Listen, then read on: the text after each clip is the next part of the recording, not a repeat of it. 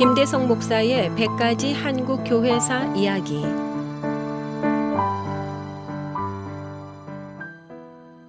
목요일에 만나는 5분 컬럼 100가지 한국 교회사 이야기. 오늘은 그 44번째 시간입니다.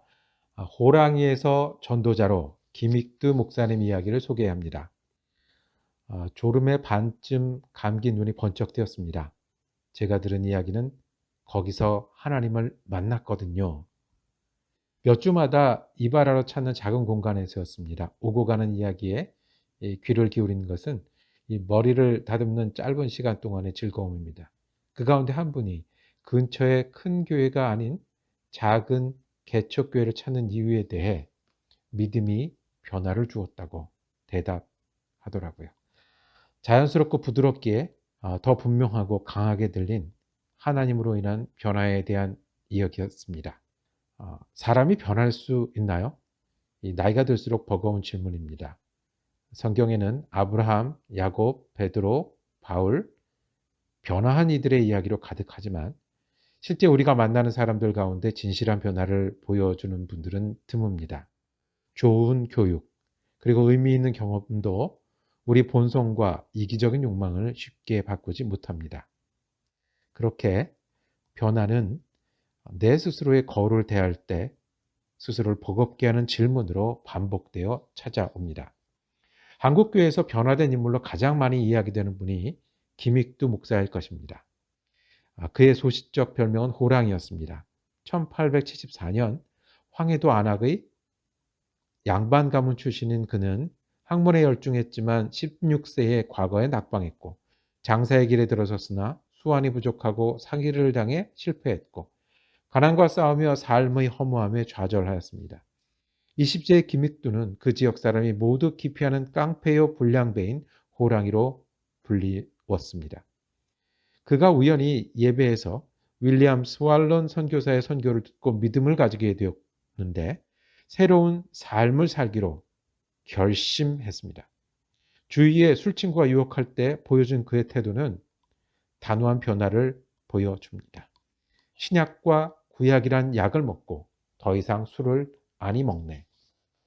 변화된 김익두가 전도자로 일하기 시작하자 많은 이들이 감동되었습니다.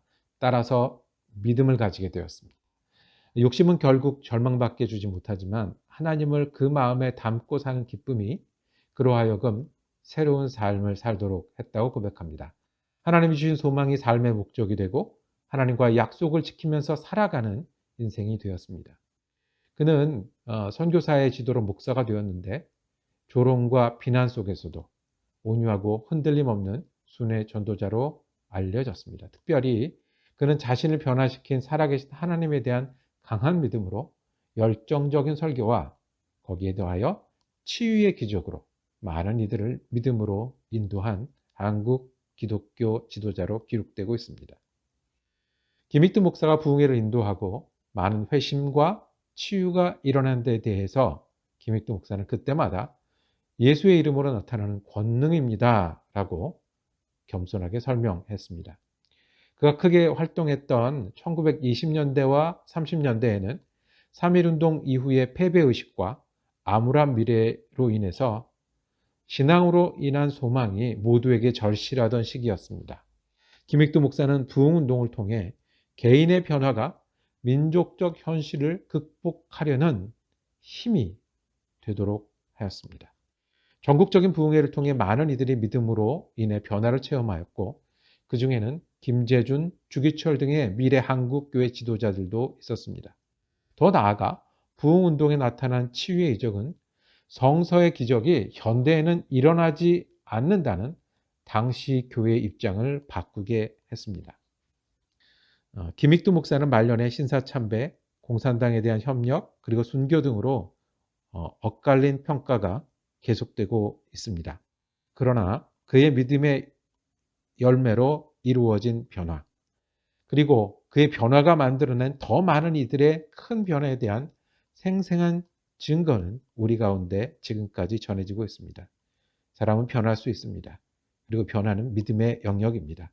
이것이 성경의 이야기들이고 오늘도 믿음의 사람들의 이야기입니다.